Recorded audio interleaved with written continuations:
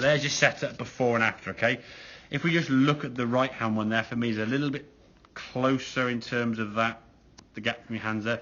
There's quite a bit of daylight, okay? And the shoulder alignment there and your shoulder alignment there, to me, you just generally look a bit more sort of square on the target, okay?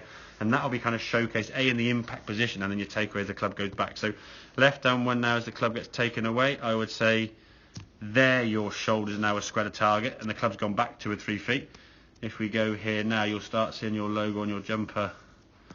And this club starts moving, there you go. You can see your logo there already before that club's even gone back off the mat, you see. So the fact your shoulders now are a lot squarer before the club's gone back the same distance, the fact you're looser and in a better spine tilt, this was your old backswing. I think it wasn't a bad backswing, it was a little bit short there.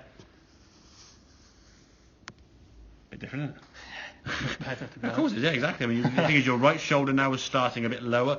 You're able to turn. I mean, there you kind of, that looks very lean. Even though you can't see yourself from face on there, you look like you're leaning a lot on your left leg. Your left leg's really braced in because you've just basically gone a lot this way. Now, from that position, as you come back to golf ball, you're trying to, the path wasn't too bad, but your right shoulder now here is level with your shoulders. Your left and right shoulder now are kind of parallel to target, and the club's still way back up here. And as a result of you continuing to turn as you come into impact, your shoulders now, you can see it aiming quite a long way to the left there, okay, which means your club's been left behind you, pulling it through, trying to drag it, because that right shoulder's kind of getting a bit heave-ho.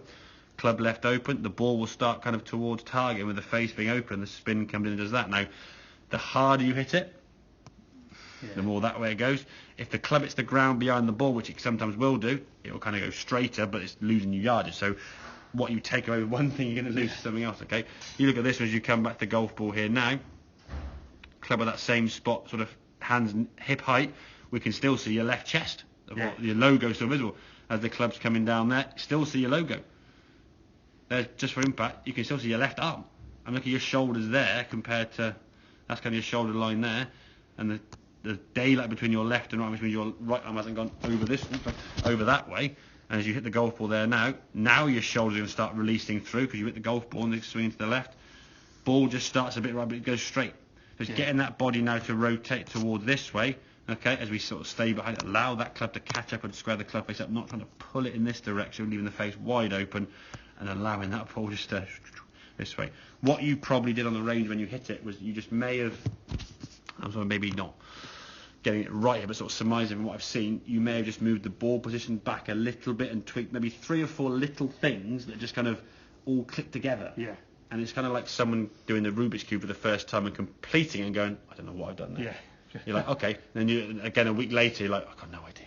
Well, it was 3 shots later. Well, exactly, yeah, exactly. Whereas if you know the algorithm to do it, I mean, you can do it in like 10 seconds, experts, can't they? So by knowing how that club's going to square up, staying behind it with this right shoulder, get this shoulder behind the ball on the way back. If you just sort of tilt into it this way and you start off too much left side, you're going to really struggle to get back to the golf ball. And then as you come into the golf ball, you can still, when I stood on the mat then, sort of pulled your shoulder forward, said, right, square the club face up now. You're like, and that was doing it at a mile an hour. If you put 70 plus mile an hour, you can hit yourself. Yeah. So stay behind it. If you want to get those impact bags, I mean, tell me, you can remind yourself, they are just an impact bag. If you Google impact bag, that one was, I think it's Long Ridge or whatever, it's like a $5 or a $10, free postage. eBay probably sell it. I may have got that off eBay myself. They're as cheap as chips. They're very good distress after a long day at work and stuff.